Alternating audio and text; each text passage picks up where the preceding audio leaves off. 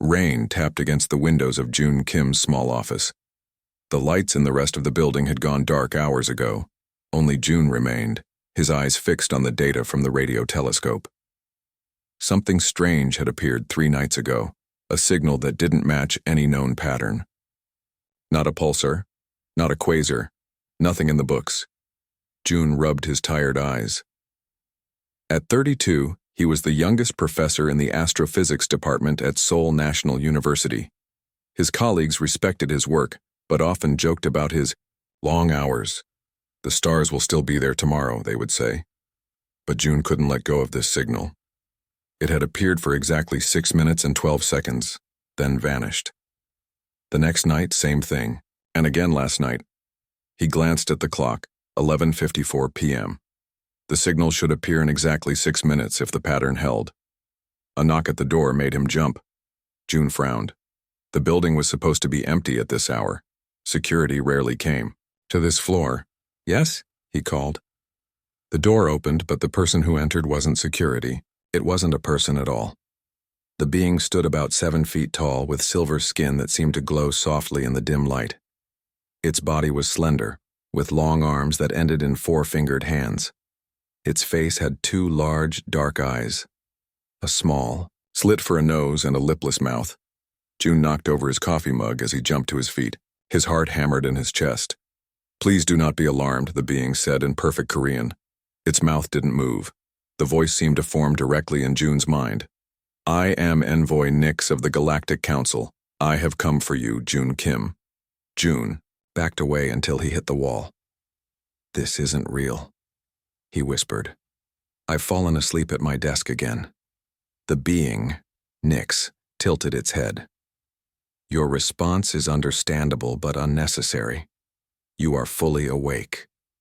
This meeting has been planned for some time." Planned? By who? By the Council.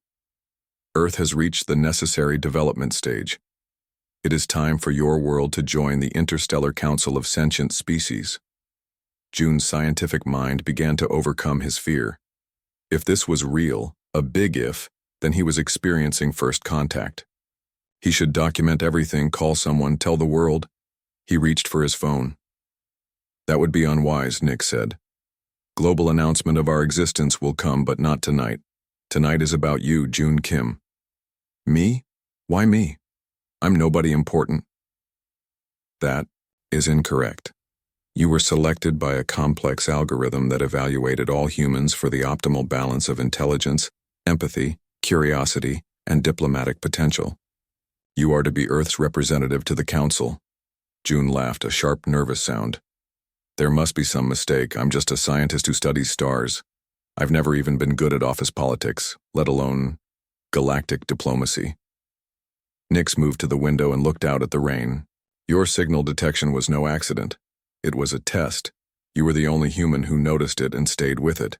Your persistence marked the final confirmation of your selection." The computer beeped. 12 a.m. Right on schedule, the strange signal appeared on the monitor. "That's you, you've been sending that?" A simple beacon, detectable only by equipment tuned to very specific frequencies. Your discovery of it was impressive. June sat down heavily in his chair. "Let's say I believe you. What happens now? You take me to your leader?" He smiled weakly at the cliché. "In 3 days, I will return to transport you to the Council Station. You will represent humanity in matters that affect your species and the galaxy at large." 3 days? That's not enough time. I need to inform our governments, get instructions, training. The Council has observed that first representatives do better when they have not been programmed by their governments. You will speak for humanity, not for nations. But I can't just disappear. People will look for me. Your absence will be explained. A research opportunity abroad. Documents will be created. Your department head will remember approving your leave. June didn't like the sound of that. Mind control? Simple administrative adjustments. Nothing invasive. June stood up and paced the small office. This was too much to process. Aliens, A galactic council. Him as Earth's representative. It sounded like a bad science fiction movie. Why now? He asked. If this council has been watching us, why contact Earth now? Something changed in Nix's expression, a subtle shift that June couldn't quite read. Earth has always had a place at the council. It is time for that place to be filled. What does that mean? Always had a place? All will be explained in time. For now, you must prepare. How do I prepare for something I know nothing about? Bring nothing but yourself. All needs will be provided for. The station is equipped to support human biology. June shook his head. This is crazy. I need to talk to someone about this. You may tell one person. Choose wisely, someone who will believe you without requiring proof we cannot provide at this time. June immediately thought of Hannah Park. His colleague had an open mind and they had often talked about the possibility of alien life over late-night coffees. If anyone would believe him, she would. 3 days, Nix repeated. I will come for you, at midnight on the 3rd day. Be ready, June Kim. The future of Earth depends on it. With that, the silver being seemed to blur and then vanish, leaving June alone in his office with only the beeping signal on his monitor, as proof he hadn't imagined the entire encounter. The next morning, June sat in the university cafe, a half-eaten breakfast in front of him. He hadn't slept. His mind kept replaying the meeting with Nix. You look terrible, Hannah said, sitting down across from him. At 35, she specialized in exoplanet atmospheres. They had collaborated on several papers. Stayed up all night with your mystery signal again. June looked around to make sure no one was listening. Hannah, if I tell you something completely crazy, will you promise not to think I've lost my mind? She stirred sugar into her coffee. That depends on how crazy it is. Did you finally ask Sujin from chemistry on a date? I'm serious, Hannah. Something happened last night. Something in his tone made her smile fade. What is it? For the next 10 minutes, June told her everything. The alien, the council, his selection as Earth's representative. As he spoke, he waited for her to laugh or show concern for his mental health. But she just listened, her eyes growing wider. When he finished, she was quiet for a long moment. You believe me? He asked, surprised. I've known you for 6 years, June. You're the most rational person I know. If you say this happened, I believe you. But it sounds insane. The universe is vast. We've always said it would be more surprising if we were alone. She leaned forward. The question is, what are you going to do? I don't have a choice. I have to go. Of course you have a choice. You could refuse. June shook his head. And then, what? They pick someone else? Someone who might not have Earth's best interests at heart? No, I have to do this, but I need your help to prepare. What can I do? Help me figure out what questions to ask, what information to gather. If I'm going to represent Earth, I need to know what's important. Hannah nodded, her eyes bright with excitement. 3 days to prepare for first contact. We have a lot of work to do. For the first time since his encounter with Nix, June felt a spark of hope. Whatever waited for him among the stars, at least he wouldn't face it completely unprepared. They began to make lists of questions and topics. The rain outside stopped. The clouds parted, revealing a clear blue sky. And somewhere beyond it, a council chamber with an empty seat that had been waiting for humanity for longer than either of them could imagine. 3 days passed in a blur of preparation. June and Hannah worked day and night, creating lists of questions and gathering information about Earth that might be important. They debated what a human representative should know about Earth's cultures, politics, and scientific achievements. On the final night, June sat alone in his apartment. His small bag was packed, though Nix had said he wouldn't need anything. Still, it felt wrong to leave without taking something from home. At exactly midnight, the air in his living room shimmered. Nix appeared, still tall and silver-skinned. Are you prepared, June Kim? The alien asked. June took a deep breath. As ready as I'll ever be. Then we shall depart. Nix held out one 4-fingered hand. Hesitantly, June reached out and touched it. The world around him blurred, then disappeared. For a brief moment, June felt nothing. No body, no sensations, only his thoughts floating in a sea of emptiness. Then reality snapped back into place. He gasped and stumbled. They were no longer in his apartment. They stood in a large round room with white walls that seemed to glow from within.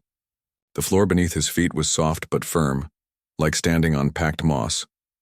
"Welcome to Transit Hub 7, Nix said.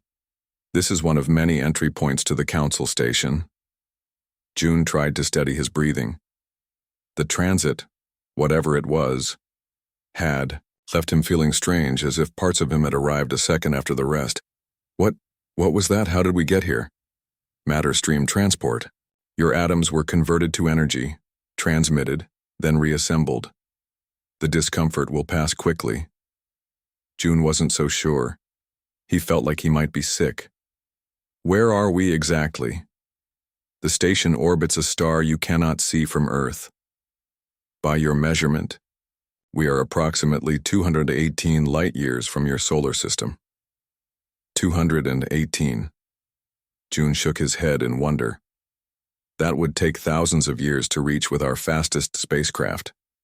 Hence the need for matter stream transport." Nix gestured toward a large doorway that slid open as they approached. "Come, you should rest. Tomorrow you will meet the council." The room they gave June was comfortable enough, clearly designed with humans in mind. There was a bed, a bathroom with fixtures he recognized, and food that looked and smelled like Earth. Cuisine. He slept fitfully, dreams of dissolving into energy and reforming in strange places filling his night. Morning. If it was morning, there was no sun to judge by, came with a chime from somewhere in the walls. A new voice spoke, seeming to come from everywhere at once. "Earth representative, your orientation begins in 1 hour. Refreshments are available in your eating space, Unturo." Found a breakfast that tasted almost like eggs and toast waiting in a small alcove. As he ate, he tried to prepare himself mentally for what was to come. An hour later, Nix returned to escort him through the station. The hallways were vast, with high ceilings and wide passages. June soon understood why. The beings they passed came in all shapes and sizes. Some were small, no larger than cats. Others towered 12 feet tall. Some walked on 2 legs, others on 4, 6, or more. Some floated in the air or moved in ways June couldn't describe. "How many different species are there?" he asked Nix. "The council currently has representatives from 523 sentient species. Earth will be the 524th officially." There was something odd in the way Nix said officially. But before June could ask about it, a new being approached them.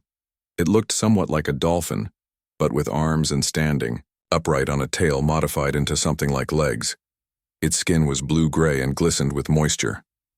"Ah, you must be the human," the dolphin being said, its voice high and musical. "I am Duri, your orientation guide. Nix has other duties to attend to, so I will show you around from here." Nix nodded and left without another word. "Friendly one, isn't he?" June said, watching the silver being glide away. Duri made a clicking sound that might have been laughter. "The Silvani are not known for warmth. They are excellent administrators, though. Very efficient. Now let me show you the important areas of the station." For the next few hours, Duri led June through a dizzying tour.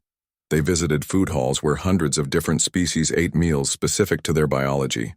They saw recreation areas, research labs, and diplomatic offices. "This station is enormous," June said as they walked along a curved hallway. Looking out a window, he could see the structure of the station, a massive ring in space, with spokes, leading to a central hub. Stars glittered beyond it. "It was built long ago," Duri said, "before my species joined the council, before many joined." "Who built it?" Duri hesitated. "That is a complex history, perhaps for another time." They came to a massive door at least 30 feet high. "This," Duri said, "is the Grand Chamber.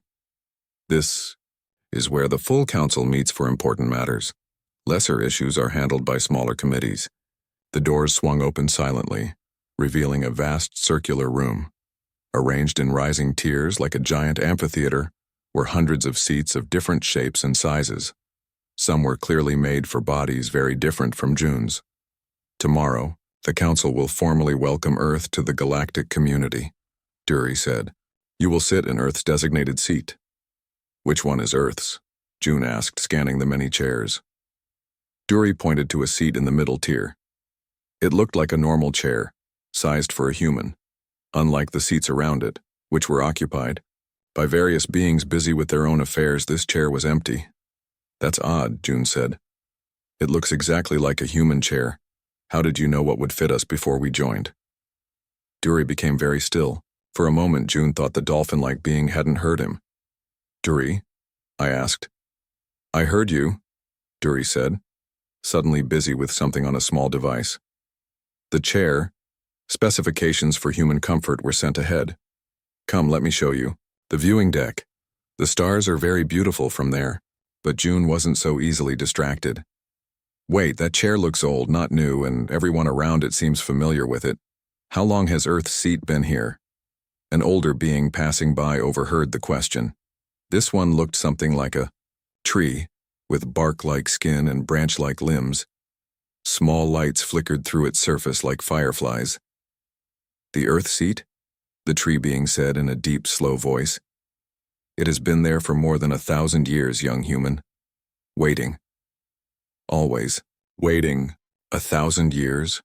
June looked at Dury in confusion. But that's not possible. We didn't even have electricity 1,000 years ago, let alone space travel. The tree being bowed slightly. I am Elder Raz, and you are correct, young human. Earth did not have those things. This time. This time, what does that mean? Elder Raz and Dury exchanged looks. Some histories, Elder Raz said carefully, are buried for the good of all. With that puzzling statement, the tree being moved away, its movements as slow and deliberate as its speech. Dury, what did he mean by this time? And why has Earth's chair been here for 1,000 years? Dury clicked uncomfortably. Some things are not for orientation guides to explain. Come, we have much more to see. As they left the grand chamber, June looked back at the empty chair. It sat there, patient and waiting, as if it had been expecting him for a very long time. That night, lying in his bed, June couldn't sleep. The empty chair bothered him. The way everyone avoided his questions bothered him even more. There was something strange about Earth's admission to the Council. Something no one wanted to tell him. Why would a chair for humans exist 1,000 years before humans could travel in space? He whispered to himself. And why did Elder Raz say this time? As if humans had been in space before. As if they had been to the Council before. But that was impossible, wasn't it? June couldn't let go of the mystery. The next morning, instead of following his scheduled tour with Dury, he decided to find answers on his own. I'd like to see the station's historical archives, he told Dury when they met. The dolphin-like being made an uncomfortable clicking sound. That is not on today's schedule. We are supposed to visit the botanical gardens and I'm not interested in gardens right now, June said firmly. If I'm to represent Earth, I need to understand the Council's history, including Earth's history. With the Council, Dury's skin changed color slightly, darkening with what June guessed was stress. Some information is restricted. Restricted from Earth's own representative? That doesn't make sense. After a long pause, Dury sighed. I cannot take you there, but I know someone who might. Wait here. Dury swam away through the air. Apparently, the dolphin being could move through air as easily as water. 10 minutes later, Dury returned with another alien. This one was reptilian with green scales and yellow eyes with vertical pupils. It wore what looked like a vest with many pockets. This is Teak, Dury said. He works in the archives. He can answer your questions. Teak bowed slightly. You seek knowledge of history. This is good. Follow me. As they walked away, June noticed Dury watching them with what seemed like worry. The archives were located in a quiet part of the station. The room they entered was vast, with tall shelves and strange devices that June didn't recognize. What exactly are you looking for? Teak asked, his voice a soft hiss. Information about Earth's previous contact with the Council, June said. There's a chair in the Grand Chamber that's been there for 1,000 years waiting for humans. I want to know why. Tyke's eyes widened slightly. That history. He moved to a console and touched it with his clawed fingers. This may take time. Not all records are easily accessible. For the next hour, Tyke searched through what appeared to be the Council's historical database. June couldn't read the strange symbols that flashed on the screens, but he could tell that Tyke was digging deep, bypassing several security measures. Should you be doing that? June asked. Knowledge should be free, Tyke said simply. Here we are. A new screen appeared, showing images that made June gasp. They were clearly humans, people who looked just like people from Earth, but they wore strange clothing and stood among aliens. The images were old, the colors faded. What is this? June asked. Records of the first humans, Tyke said. From before the Great Regression. First humans. Great Regression? I don't understand. Tyke's tongue flicked out, tasting the air. According to these records, humans achieved interstellar travel more than 50,000 years ago. That's impossible. 50,000 years ago, humans were primitive. We were just figuring out basic tools and language. Yes, Tyke said. After the regression. Before that, humans were much more. The reptilian archivist pulled up more images. They showed massive ships, far more advanced than anything Earth had now. They showed humans working with technology that seemed magical. These records say human civilization reached the stars long before most species. They were among the first to discover faster-than-light travel. They explored much of the galaxy. Then what happened? Why did we go backward? Tyke hesitated. That part is heavily restricted. I cannot access it fully, but it seems there was some kind of choice. The first humans chose to return to Earth and forget. Forget? How can an entire civilization just forget? That is unclear. But they did not merely forget. They erased all evidence of their advanced technology on Earth. They changed themselves somehow. June felt dizzy. If this was true, it rewrote human history. It changed everything about who and what humans were. Is there more? Any explanation for why they did this? Tyke tried to access more files, but many were locked. Only fragments. Something about a discovery at the edge of the galaxy. Something dangerous. The word boundary appears many times. As they continued searching, June became aware of a strange feeling. It was as if they were being watched. He looked around the quiet archive room. Tyke, are there security cameras here? Of course, the archives are monitored. Tyke looked up, suddenly concerned. We should perhaps continue this another time. You have learned much already. But I've barely scratched the surface. If humans were once part of the Council, why was... I told Earth was just joining. Why all the secrecy? Before Tyke could answer, the door to the archive slid open. 3 security drones floated in, small metallic spheres with various sensors protruding from them. Earth representative, a mechanical voice said from one of the drones. Your presence is requested by Council Elder Raz. Please follow. Tyke stepped away from the console. We will speak again, Human June, he whispered. Be careful with your questions. Not all here welcome them. June followed the security drones through the station. They led him to a small garden room where Elder Raz, the tree-like being, stood near a pool of glowing water. Young human, Elder Raz said, his deep voice slow and deliberate. I am told you seek knowledge of the past. I want to know the truth, June said, about humans and the Council, about the empty chair. Elder Raz's lights flickered in patterns. Truth is like light. Too much at once can blind. Too little leaves one in darkness. We must find the balance. With all respect, I don't need philosophy. I need answers. And you shall have them. Any time. Elder Raz moved closer. But first you should know that your questions have awakened interest in certain circles. Some members of the Council are concerned about Earth's return. Return? So humans were here before. Yes. That much. I will confirm. The tree being's lights dimmed.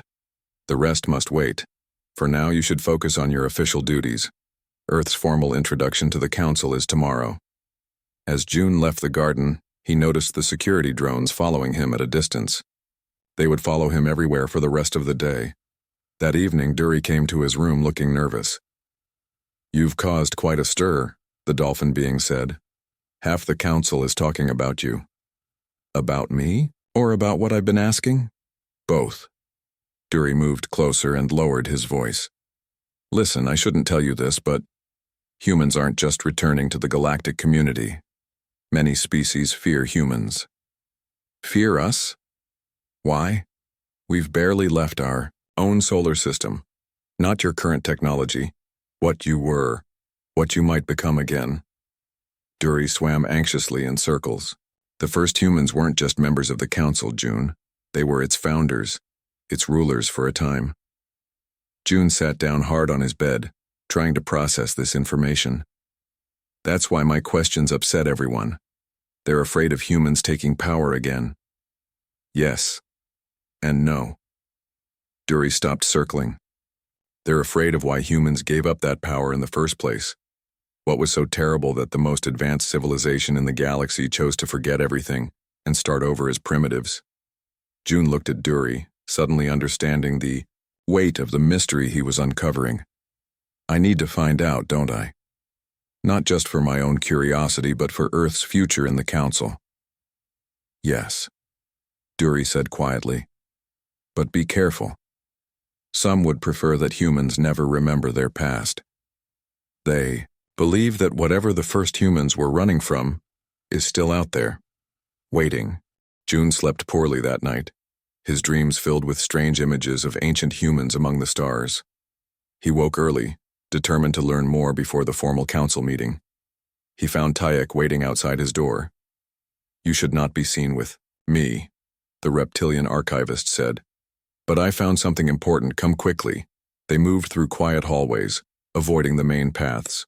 Tayek led him to a small, hidden room filled with old equipment. "This is a private research area," Tayek explained. "Few know of it." The archivist activated a screen that showed complex diagrams of what looked like DNA. "After you left yesterday, I continued searching.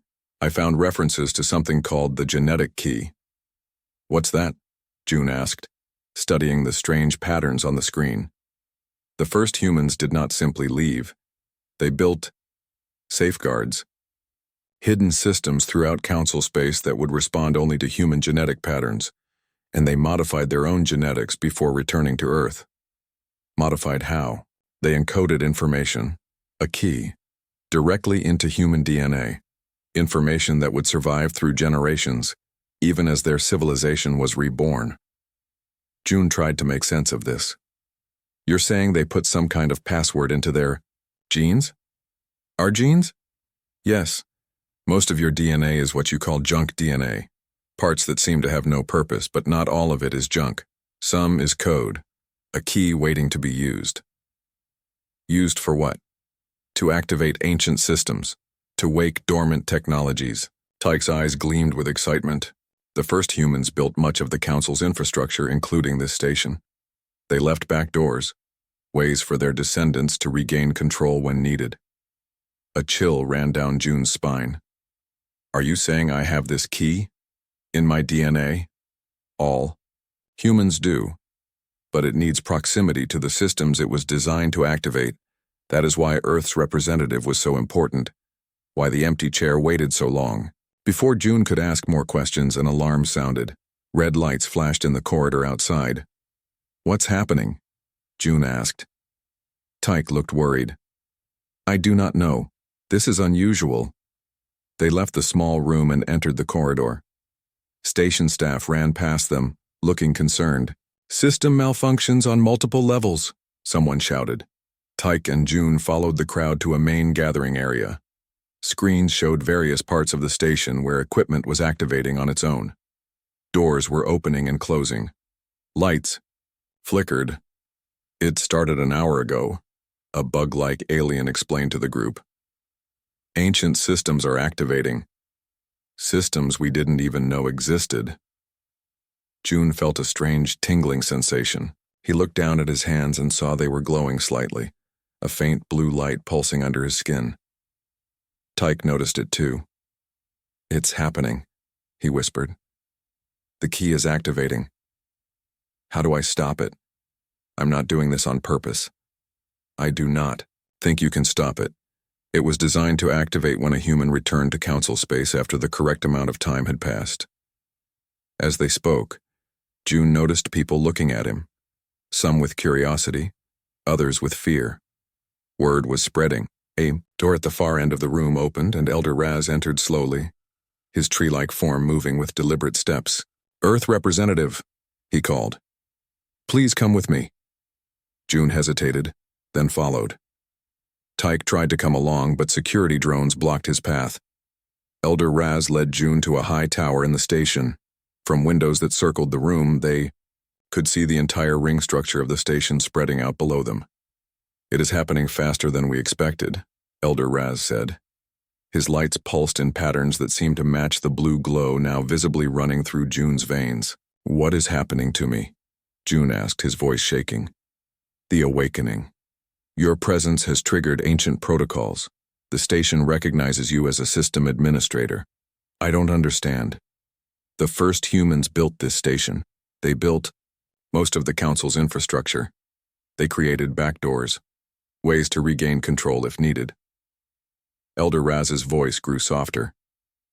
"When they chose to leave, to forget, they still left themselves a way back. A key encoded in their very cells." As if to demonstrate this point, a panel in the wall slid open at June's approach. Inside was a control system unlike anything in the rest of the station, simpler, more intuitive to human hands.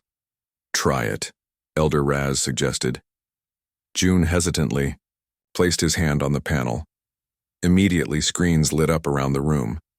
Information flowed across them in a language he shouldn't have been able to read, but somehow could. "I can read this," he said in shock. "How can I read this?" "The key is not just in your body. It is in your mind. Knowledge buried deep waiting to be unlocked." June found himself understanding the station's systems, knowing how they worked. It felt like remembering something long forgotten rather than learning something new.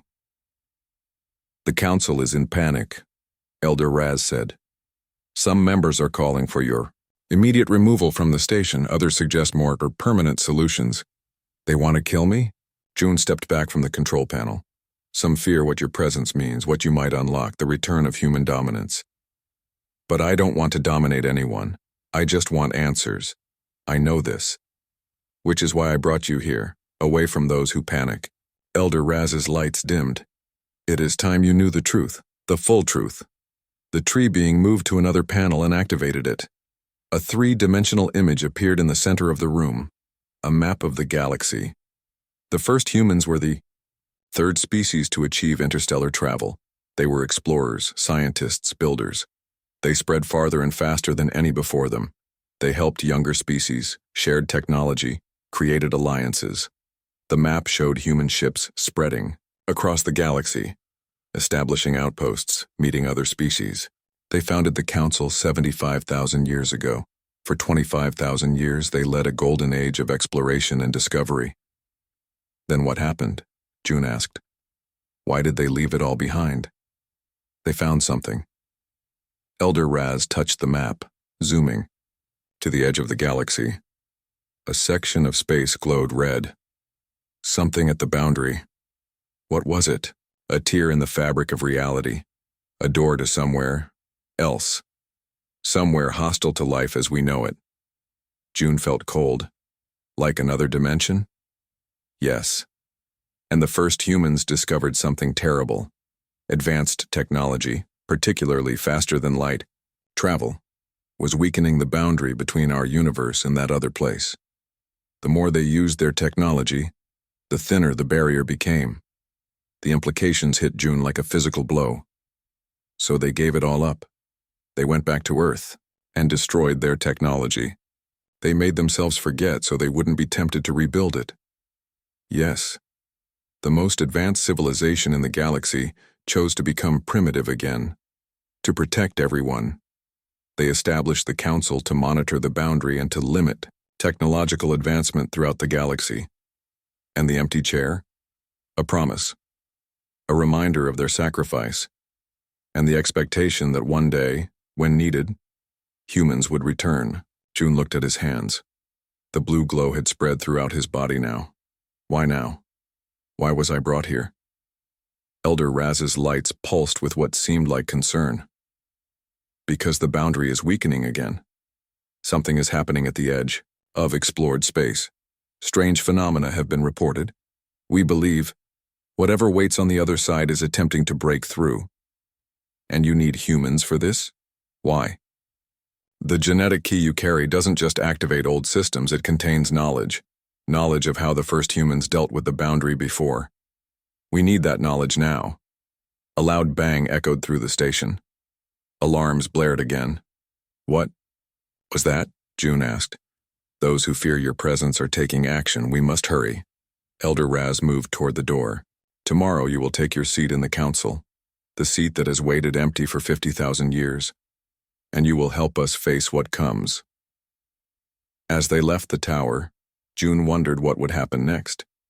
He was just one person, suddenly carrying the weight of an ancient legacy he never knew existed. And somewhere at the edge of the galaxy, something was waiting.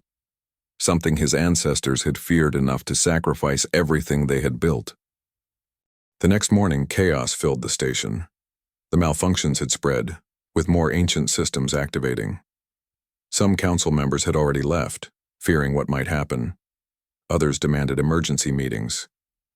June stood outside the grand chamber. Doors, the blue glow beneath his skin now a steady pulse. Elder Raz stood beside him along with Duri and Tyke, who had insisted on being there despite the risks. Many will oppose you, Elder Raz warned. Some out of fear, others out of anger. The return of human influence threatens power structures that have existed for millennia. I didn't ask for this, June said. I was just an astrophysicist studying strange signals. And yet here you are, as it was meant to be.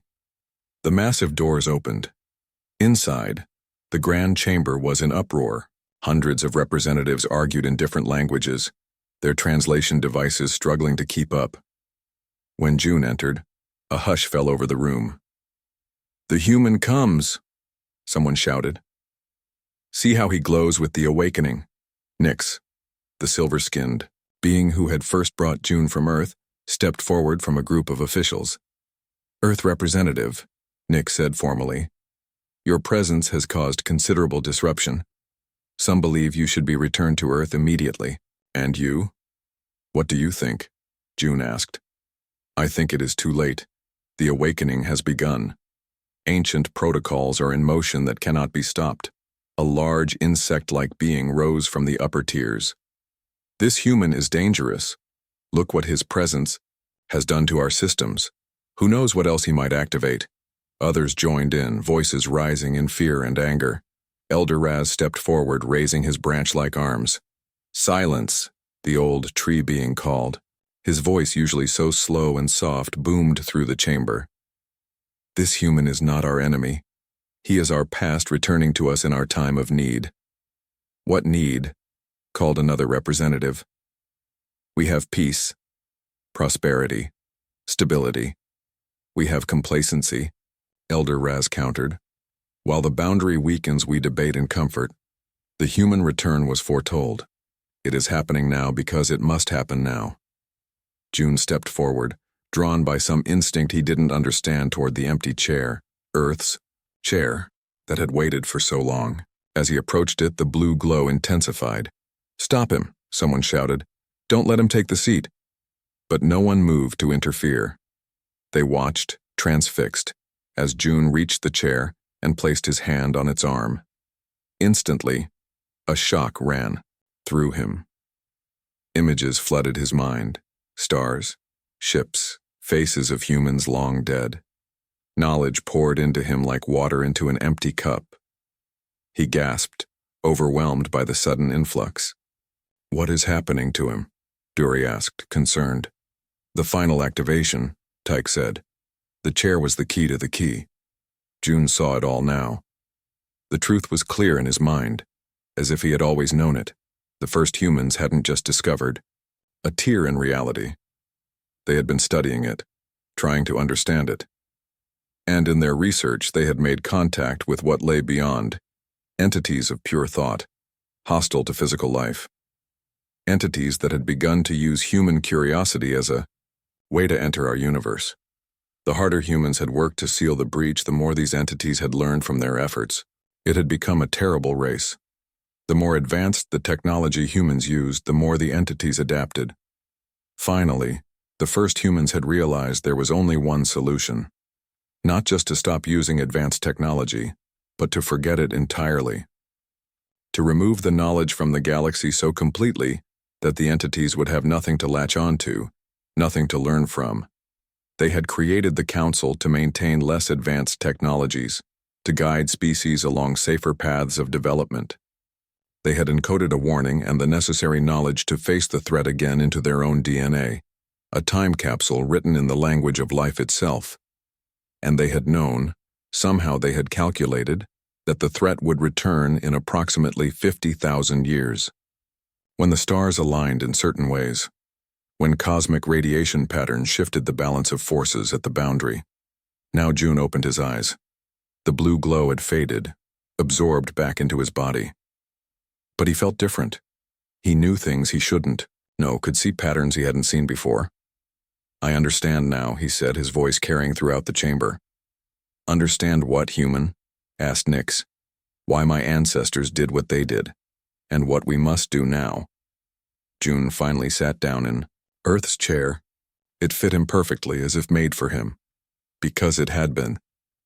The entities beyond the boundary are attempting to break through again.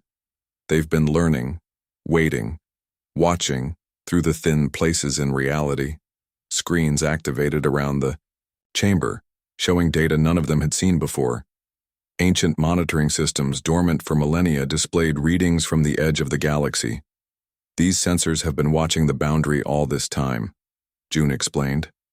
The readings show disturbances growing stronger in the past century, coinciding with our development of nuclear power, computers, quantum physics. Are you saying Earth's technological development is causing this? Asked a council member.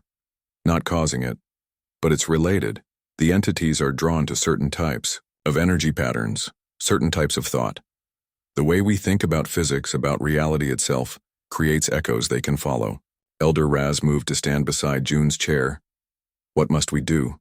The first humans chose to forget, to regress. Must we do the same again? June shook his head. No, that was a temporary solution. They knew it would only last so long. That's why they left us the key, the knowledge. They believed that in 50,000 years we might find a better answer. And have you? Dury asked. Not me. But they did. The knowledge they encoded includes plans for a device, a boundary stabilizer, something that can repair the tiers in reality permanently. They couldn't build it then. Some of the materials needed didn't exist yet. But they calculated that by now, they would. June touched controls in the chair's arms, bringing up complex schematics on the screens. This is what we need to build, and we need to build it quickly. For the next hour, June explained the plans that had been waiting in human DNA for 50,000 years. The council listened, their fear gradually changing to hope. The first humans were wise, said Elder Raz when June had finished. They did not just leave us a warning. They left us a solution. But they needed us, all of us, to implement it, June added. The device requires materials from a dozen different worlds, knowledge from many sciences. It will take the entire council working together to build it and deploy it at the boundary. Nick stepped forward. The question remains, why humans? Why encode this knowledge in your species and not preserve it in the council records? June smiled slightly. Because of how we think. Humans approach problems differently. We see patterns others miss. We make intuitive leaps. That's why the first humans founded the council in the first place, to bring different kinds of minds together. He stood up from the chair, the blue glow now a faint shimmer beneath his skin. The first humans made a sacrifice for the galaxy. They gave up everything they had built to protect all life. Now it's our turn to finish what they started. He looked around at the gathered representatives, hundreds of different species all watching him. Earth doesn't just need a seat at this council. The galaxy needs humans back at the table. We need all our different perspectives if we're going to face what's coming. Elder Raz raised his arms. I call for a vote. Will we follow this path? Will we build the boundary stabilizer as the first humans planned? One by one, the representatives voted. Some quickly, others after long consideration. In the end, the decision was nearly unanimous. Then it is decided, Elder Raz announced. The humans have returned when we needed them most. The empty chair is filled. The circle is complete. As the council session ended, June stood looking out a window at the stars. Duri and Tyke joined him. What will you tell Earth? Duri asked. About all of this? The truth, June said. About our past, about the threat we face, about the role we once played in the galaxy, and the role we must play again. They may not believe you, Tyke warned. Some will. Enough will. June turned to his friends.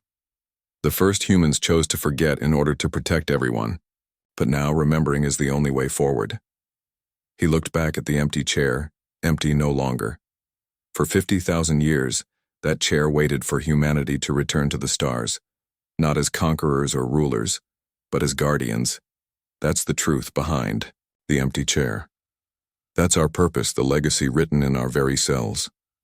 June smiled as the blue glow pulsed once more beneath his skin.